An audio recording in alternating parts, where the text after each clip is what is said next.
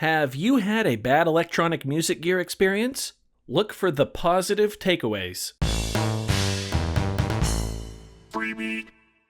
Hey, how's it going, everybody? Welcome to Freebeat, where I post new music-related content every single day, so if that sounds good to you, hit that subscribe button, ring that notification bell, let's get started. So it is no secret that I was not a fan of the Novation Circuit tracks. I really tried to like it, and a lot of features I actually did like.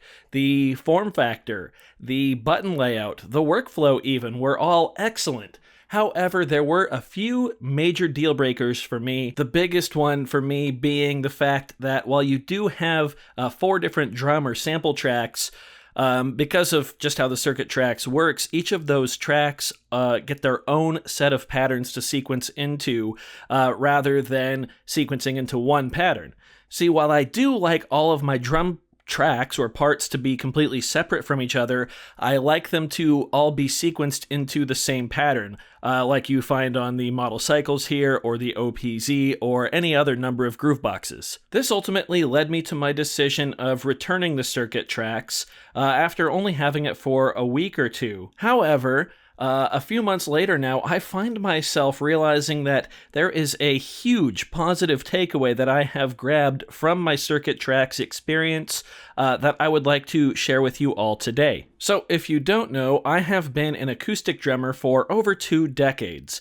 And in those 2 decades, I have really tried to focus in on my song and drum part writing, and have really learned that the way I prefer to work is by through composing a part. So I will start at measure 0 and end at the end of the song with a fully unique, evolving different drum part that grows with the song and interacts with the other elements, the bass player, the guitarist, things like that. If you can't tell, I come from a rock background, but I have a very methodical and rehearsed approach to songwriting. And the reason I do that on the acoustic drums is because I want to write a part that I can memorize and then rehearse to the point of perfection. I want to be able to play it perfectly every single time. However, one thing I am slowly learning is that electronic drum sequencing is very different than writing an acoustic drum part. For the past 2 years that I've been getting into electronic music, I've been trying to sequence my drum parts just like I would write them at the drum kit. Unique from section to section, everything evolving, quoting earlier elements, and just making everything written and set in stone as it goes, treating the whole piece of music as one part. Now, of course, that style of working doesn't really mesh with the circuit tracks workflow, given how all 4 different parts have 8 different patterns to them, and that's really it. Yeah, you can chain projects and stuff, and I could technically emulate the start to finish unique part workflow. However, the workarounds and the amount of time that it would take would be extensive compared to something like the model cycles or the OPZ, pocket operators, what have you. So I was forced to search for variants in my parts in different methods. Of course, by dropping sections in and out, muting stuff, unmuting stuff, or changing up a pattern slightly just on the hi-hat, or maybe just on the snare or the kick, or an extra sample coming in. Things like that I would not normally do as an acoustic drummer. Now, of course, because I was limited, or at least I felt like I was limited to just this method of part writing alone on the circuit tracks, I was very frustrated. However, I have found months later, actually, that using this approach on gear that I already owned has really elevated my drum part writing in electronic music. And I feel like some of the parts I've come up with in the past couple weeks here are really good and some of my best drum work. And don't worry, you will be hearing those tracks sooner than later. And of course, this might sound kind of silly because I already owned gear that was capable of working in the, drop stuff in and out and slightly change to add variance manners. However, the gear that I previously owned also gave me the option to through compose my parts, which is, of course, how I chose to work. So that's what I did. I had no reason to try and change how I wrote drum parts. But thanks to the circuit tracks forcing me to change how I wrote drum parts, I've been able to approach the older gear with a whole new mindset and kind of combine those 2 styles of writing. And like I said, I feel it's really elevated how I work. And I owe that to the circuit tracks. So let me give you an example. So down here, I've got 2 patterns on my Electron model cycles. In the past, this is how I would have transitioned between these 2 parts.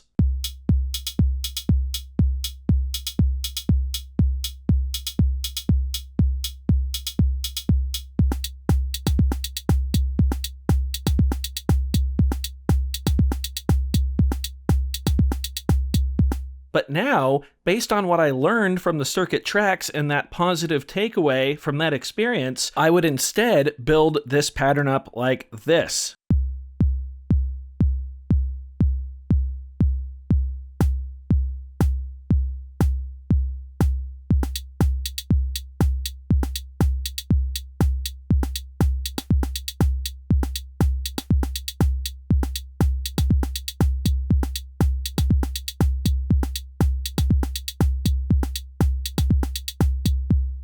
Again, that might seem fairly obvious to a lot of you more experienced electronic musicians, but to me, an acoustic drummer, it was not at all obvious, because I really didn't understand how a lot of folks prefer to work and even listen to electronic music. And again, I just have to thank the circuit tracks for teaching me that, even if it did take me a couple extra months to realize what I was learning. So I do still have to agree with my decision to return the circuit tracks. It definitely was not the device for me. However, I can certainly appreciate what it taught me, and I'm very thankful for the positive takeaway I got from that whole experience. The reason I made this video is because I know a lot of you out there have had your own bad experiences with electronic music gear. And today I want to challenge you to think back on those experiences and look for even just one positive takeaway that you got from that piece of gear and how it has affected your songwriting or jamming or just your music in general. Let me know in a comment down below. I'm very excited and curious to hear what you all have to say.